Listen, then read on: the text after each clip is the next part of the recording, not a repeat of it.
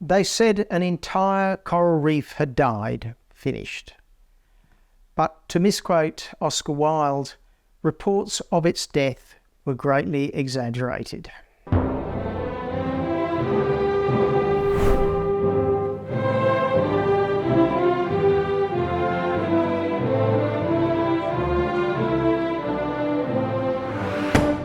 This story starts in 1893 with a chap called William Saville Kent, who was taking some pictures for the first book on the Great Barrier Reef, and he was taking those pictures around Stone Island near Bowen.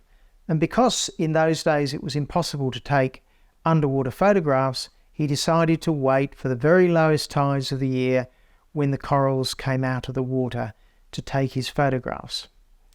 And this is what he found. Wonderful coral. 100 years later, a group of biologists decided to repeat these photographs, and they used the island background to try to locate where the original photographs were taken. And as you can see, they found no coral, supposedly proof of the decimation of the Great Barrier Reef. These pairs of photographs were found all across the internet and, much more worryingly, in major scientific reports such as the Great Barrier Reef Outlook report done by the Great Barrier Reef Marine Park Authority. And in that, they use the pictures to claim historical photographs of inshore coral reefs have been especially powerful in illustrating changes over time. The changes in the fringing reefs at Stone Island are typical of many inshore reefs. So these pictures are typical of many inshore reefs. Now, I could point out that these inshore reefs are not part of the Great Barrier Reef, which for Stone Island is 70 kilometres offshore, way over the horizon. And all the inshore reefs put together might have only 1% of the total coral of the Great Barrier Reef. But nevertheless, inshore reefs are still important ecosystems. No, the fundamental problem is that, in fact, the reef did not die. There's actually magnificent coral all around Stone Island and in the general area, as you can see from these photographs. And Jennifer Marahasi has done a brilliant film of Stone Island showing wonderful, wonderful coral. Perhaps more scandalous was the claims that these photographs represent a large part of the inshore Great Barrier Reef. In fact, these comparison photographs were originally done by Dr. David Wackenfels, who looked at a range of historical photographs, and he compared them with the modern day. But unlike the Great Barrier Reef Marine Park Authority, he, the original author, said the following: "The results of the historical photograph project so far, the number of locations that do not appear to have changed since historical photographs were taken, throws doubt on the proposition that the Great Barrier Reef is subject to a broad-scale decline, whatever the proposed cause." Now, it's not a good look to quote from a report and then say it said exactly the opposite of what it said. Now, you might be thinking, well, why did these later photographs done by the scientists not show brilliant coral as Saville Kent had found? Well, there's actually quite a few reasons. The first is that we actually have very little idea exactly where Saville Kent took the original photographs, and that matters quite a lot because there's huge variability from one location to another. The second thing is that these corals are extremely exposed, the ones that are living close to the coast, and crushing waves from cyclone can absolutely obliterate this coral very, very quickly. So depending on when you take the photographs relative to the latest cyclone can make a huge difference as to what you're going to see. But perhaps the biggest reason is that these corals, these ones that are exposed to the air, are actually living in the death zone for corals. Corals do not like living in the air, and more than a few hours and they'll die.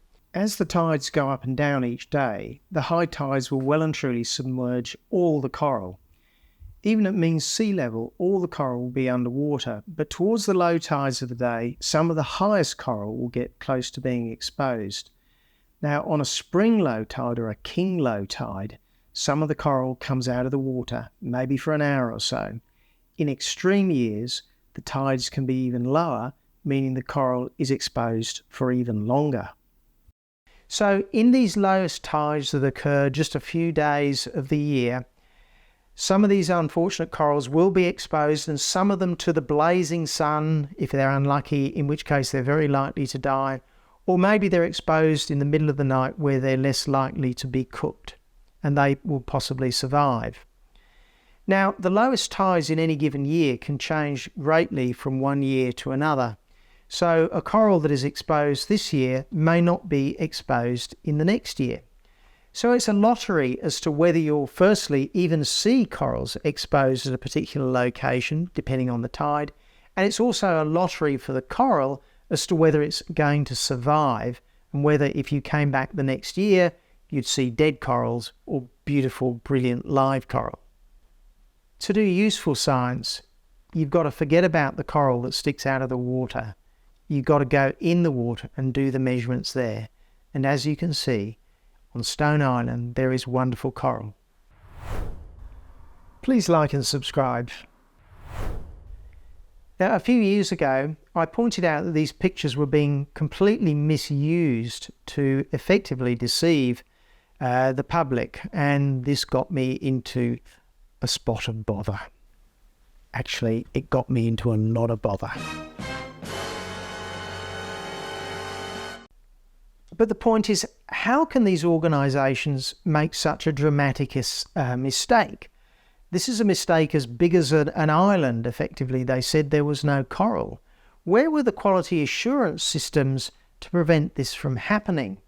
Were they just convenient pictures that showed what the organisation wanted to show?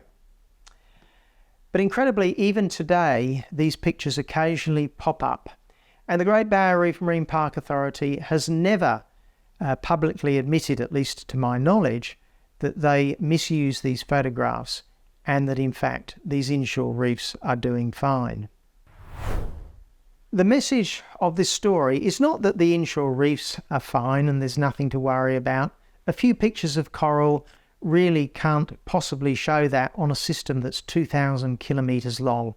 You need major transect surveys to get any sort of idea of the true condition on the reef. But it does say a lot about the standards of quality assurance of the reef science institutions and their general unwillingness to correct mistakes. This is just one of many, but it's possibly the most glaring example of problems with the reef science institutions, and that ultimately this will need to be fixed. Well, thanks for watching. If you want more information, they're in the Plato GBR website below. And also, if you have suggestions for topics you want us to cover in the future, put those in the comments. We read all the comments. Thanks very much.